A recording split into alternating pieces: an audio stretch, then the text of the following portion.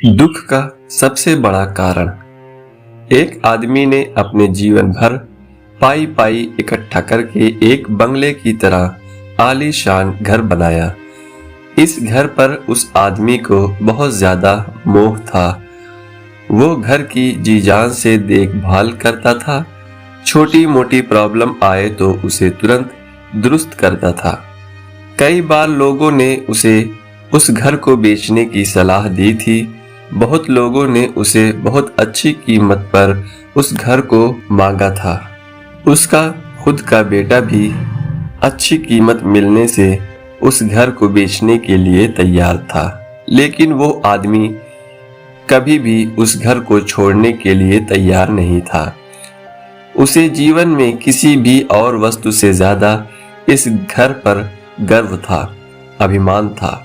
एक दिन वो आदमी बाजार गया हुआ था। जब वो बाजार से लौटा तो उसने देखा कि उसके घर के सामने बहुत भीड़ जमा है। वो दौड़ते हुए आया तो उसे बहुत बड़ा आघात लगा, क्योंकि उसके घर में आग लग चुकी थी। अपने सबसे प्यारे घर को ऐसे आग में जलते हुए देखकर वो अधमरा सा हो गया था। उसे समझ में नहीं आ रहा था कि वो क्या करे। उसने निर्णय लिया कि अगर उसका घर नहीं रहेगा तो वो भी नहीं रहेगा। वो भी उसी जलते हुए घर में अपनी जान दे देगा।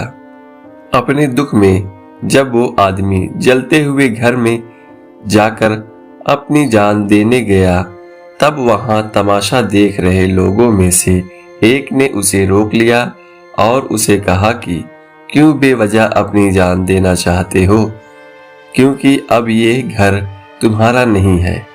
एक दिन पहले ही तुम्हारे बेटे ने इस घर का सौदा किसी के साथ कर दिया था।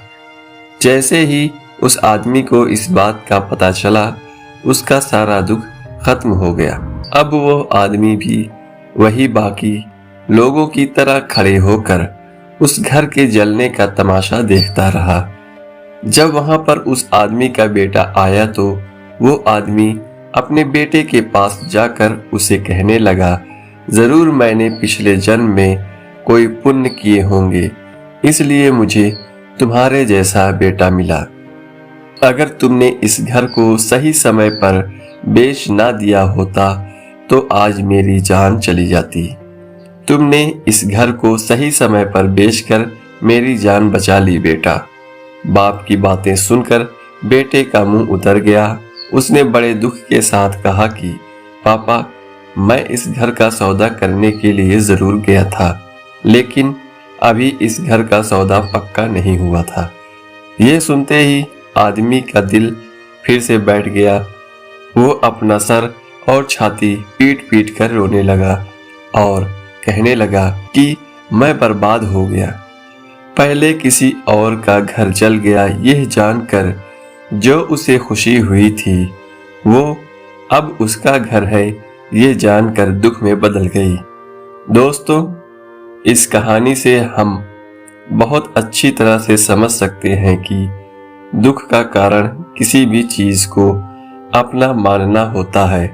जब कोई चीज अपनी है और वो हमें छोड़कर जाती है तो बहुत दुख होता है, लेकिन अगर वो चीज किसी और की है और उसके साथ कुछ भी हो जाए तो हमें दुख नहीं होता। कहानी पसंद आई हो तो लाइक करें, चैनल को सब्सक्राइब करें और कमेंट में अपनी राय जरूर